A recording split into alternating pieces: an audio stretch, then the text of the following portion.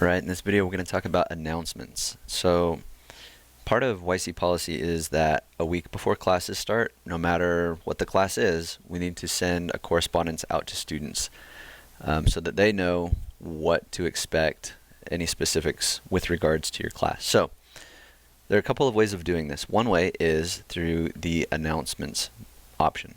So it is important that we are in touch with our students, and so announcements is one way that we can do this. So we're going to create an announcement. We're going to click on that plus announcement button. We're going to give the announcement a topic. First class, maybe. And then in your initial announcement or correspondence with your students, it might be good to cover the following things. Number one, just a general, hey, it's nice to meet you. My name is so-and-so. I've been with YC for so long, or I've been working in industry for so long, etc. You might mention where the class is, when it is, and your expectation for just being there. We are told that within our first week, if students don't show up for the first week of class, as instructors, we are supposed to drop them. And there is a little variation to that from semester to semester, so keep a close eye on what the college wants us to do with regard to attendance for the first week. But generally speaking, if a student doesn't show up, they're supposed to be dropped. So, or if there's no correspondence, there's no interaction, communication, work done by the student, etc., they are supposed to be dropped. So keep that in mind, and any of that information you might want to put out there for them.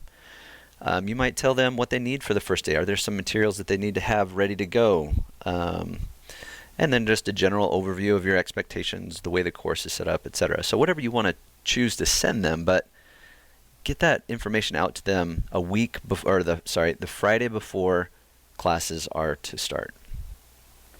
And that is part of the YC LMS use policy. So keep that in mind. Once you've composed your message, you can select save. Now, it is possible to delay the posting. So if you want, if you have access to Canvas and you can get in here and you can set this up like a month before classes start, you can choose this delay posting option and have it post, that Friday right before classes start, whenever that is. So you could select that. And then Canvas would just send that out at the appropriate time. What's important to know about announcements is that when you create an announcement, it sends a notification to the students' Canvas messaging system. So Canvas has its own messaging system that we're going to talk about here in a second. It sends a notification, or sends the announcement, also a copy of it, to their official YC email. And it also obviously shows up in the class under the announcements category. So it tries to hit all of the main communication channels for your student by creating an announcement. So keep that in mind. I'm just going to click save here, and you'll see if we click on announcements, right, so that announcement shows up in the list. This test announcement I don't need anymore. You can delete old announcements if you'd like by just clicking on that options button and then delete. Okay, so those are announcements. Another important thing to note, we mentioned the Canvas messaging system, right? So you do have here an inbox.